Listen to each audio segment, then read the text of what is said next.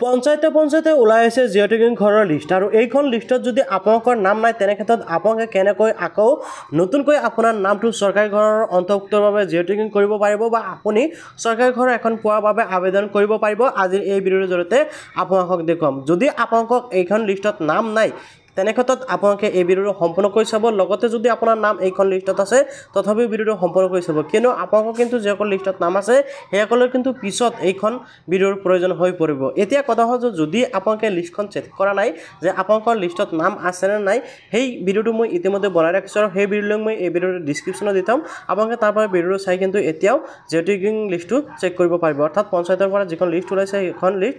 check কৰিব পাৰিব এতিয়া কথা হ'ল মূল বিষয়টো লৈ মই আগবাঢ়িছোঁ যে অৰ্থাৎ আপোনালোকে যিসকল নেকি জিঅ' টেগিং কৰিছিল বা জিঅ' টেগিং কৰা নাছিল সেইসকলৰ নাম যদি লিষ্টত অহা নাই ধৰক আপুনি কৰিছিল যদি তথাপিও নাহিব পাৰে আৰু যদি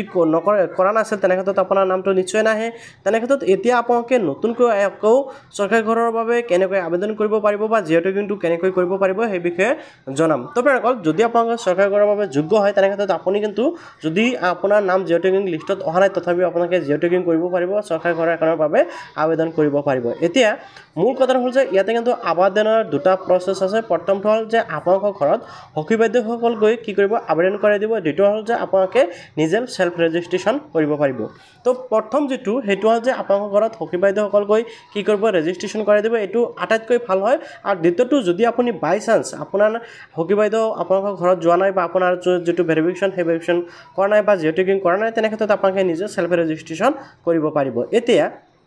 ধৰি লওক আপুনি যদি হকী বাইদেউৰ জৰিয়তে জিঅ' টেগিংটো কৰিব বিচাৰে তাৰ ক্ষেত্ৰত আপোনাৰ কিছুমান ডকুমেণ্টছৰ প্ৰয়োজন হ'ব যেনেকৈ আপোনালোকৰ জব কাৰ্ড থাকিব লাগিব আধাৰ কাৰ্ড থাকিব লাগিব আৰু বেংক একাউণ্ট থাকিব লাগিব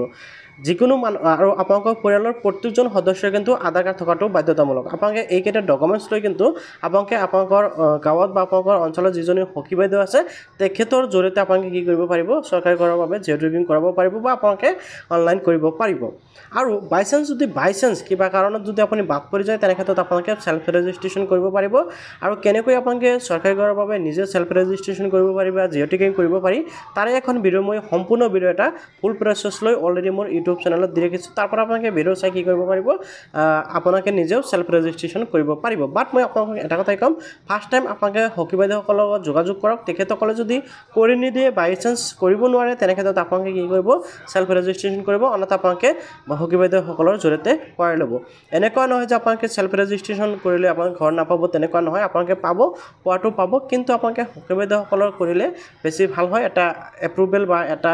কি হয় ছাৰ্ভে এটা হৈ যায় সেইকাৰণে অলপ ভাল হয় তো আশা কৰোঁ আপুনি নিশ্চয় বুজি পাইছে চ' ইয়াৰ বাহিৰতো যদি আপোনালোকৰ কিবা জানিবলগীয়া আছে চৰকাৰী ঘৰৰ বিষয়ে তেনে ক্ষেত্ৰত আপোনালোকে নিশ্চয় কমেণ্টত জনাব পাৰে আৰু ভিডিঅ' যদি ফেচবুকত চাইছে পেজটো ফ'ল' কৰিব লগতে আপোনালোকে চেনেলটো ছাবস্ক্ৰাইব কৰিবলৈ পাহৰি নাযাব এনেকুৱা ইম্পৰ্টেণ্ট ভিডিঅ'সমূহ পাই থাকিবলৈ